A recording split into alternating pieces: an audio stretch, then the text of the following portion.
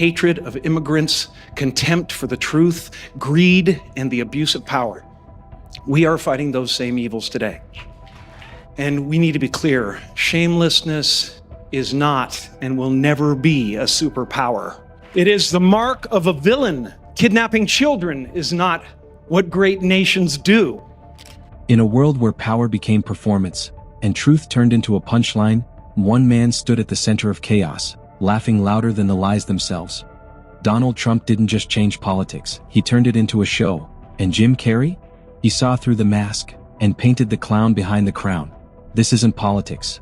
This is the clown crown. We have a president who started out when the country was together and had a wonderful leader, and he is tearing us limb from limb. Well, destroying every institution. Let's talk about this Donald Trump, even though we don't want to. Let's bring it on the panel. Yeah. He's a car salesman. He's a used car salesman. Absolutely. And he's, you know, he didn't make America great again, but he did turn back the odometer. You know? So what the hell is wrong with us? In every era, nations confront their darkest reflections: hatred, greed, contempt for truth, and the abuse of power. Today, those same evils return wearing familiar faces. The rise of Donald Trump didn't just challenge democracy, it mocked it. Shamelessness became his brand, cruelty his applause line, and deception his daily script.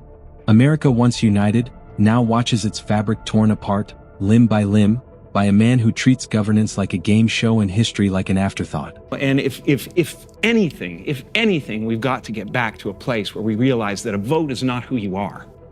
You know, and because you voted Republican, you're not stupid, you're not different, you're not worthless.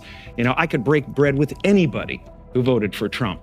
We could find some common ground to love each other through, you know? So, just stop doing stupid shit. Jim Carrey captures the absurdity perfectly. A presidency that doesn't need exaggeration to be funny. Trump is a living cartoon, stumbling through global events with the awareness of a man mistaking Air Force One for a luxury golf cart. His leadership is improvisation without rehearsal, a tragicomic blend of arrogance and confusion. The Oval Office became a stage and every press briefing a punchline. As I watched this week, what I kept thinking was, it all comes down to this case of narcissistic personality disorder. We've all talked about it since you've been on the public scene.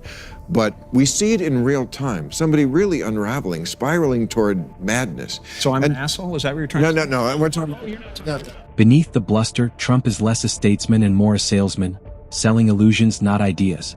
He promised greatness, but only rolled back the odometer of progress. America became a dealership of division, where truth had no warranty and democracy was up for negotiation. It wasn't leadership, it was showmanship, a performance running on empty slogans. Trump. This whole thing has brought back my 8-year-old self. It's been a gift from God. It's like literally like brought me back to 8 years old, where I used to sit in my room. Trump is toast. Yeah, man. And so you just kind of digest the news of the day. It's an affirmation. Robert Mueller putting the squeeze on the president. Just to Carrey zeroes in on Trump's face, every exaggerated smirk and squint a window into the absurd. His expressions don't reflect power, they reflect parody. He walks into summits like a salesman crashing a shareholder meeting, still trying to pitch Trump-branded steaks to world leaders. Every glance, every pout feels rehearsed, a puppet show gone off script. There was a tape of him talking to Bob Woodward, right? We heard that this week. At the end of it, he gets a little frustrated and he says, well, accurate is that nobody's ever done a better job than I'm doing as president. He says, how can you... what? Job of what? Demolition Man? Right.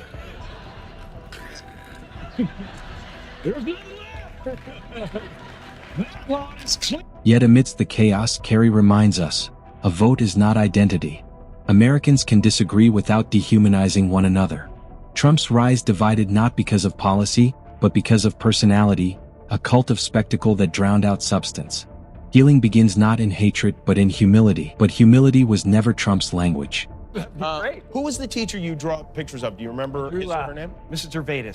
And She was a super ultra hip teacher. Oh. literally, like grade 6, she was, first of all, I was at the back of the classroom drawing pictures of her getting like attacked and missiled and axes in her head and things like that.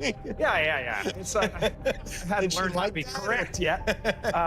Yeah, she took them all. Oh, she confiscated them. Kind of scolded me, but not really. And then once I got famous, she sent them all back to me. Oh, she did? Yeah. Well, that's a nice So thing she to do. saved them because she knew what was going to happen in the world, Jimmy. She knew. She knew? She knew. Trump's speeches play like stand-up routines gone wrong. He tosses half-baked claims like a magician throwing tricks into the crowd, hoping nobody checks behind the curtain. Jim Carrey turns these moments into slapstick, a president juggling misinformation while pretending everything's under control. It's comedy that writes itself, except the jokes on the nation. There, right? That even if it's not, even if he's not worth $10 billion, he must be worth like $1 billion as opposed to, a few million, or he was supposed to being in debt a few million, right? He reported 100 and he was worth 5. Right. So that's the ratio of truth to bullshit. With Trump, basically anything he says is 20 to 1. Okay, it's 20. What the world saw wasn't leadership, it was psychological unraveling. Trump's narcissism wasn't a diagnosis, it was a broadcast. Each outburst, each meltdown, revealed a man at war with truth and terrified of irrelevance. Carrey channels this madness with the manic energy of a cartoon anti-hero watching his own empire crumble. Kathy Griffin just got herself in a hell of a lot of trouble.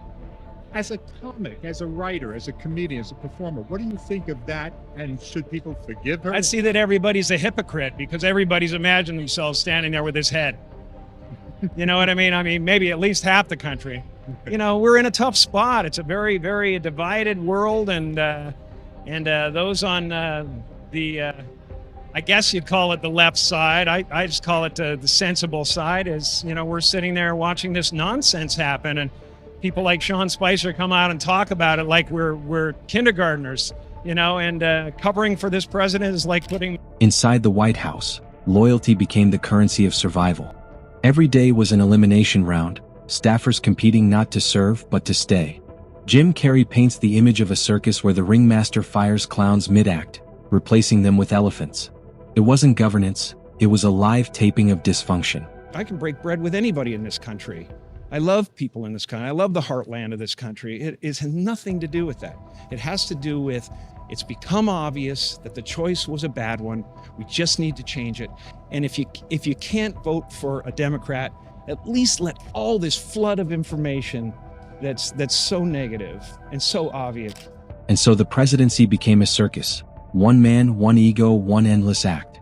Jim Carrey's satire strips away the illusion, the strongman revealed as the clown. History will not remember his tweets or tantrums, but the laughter that masked the loss. Because in the end, the Trump era wasn't just politics. It was performance art, and America was both the audience and the punchline. If you enjoyed this video, make sure to subscribe, like, and share.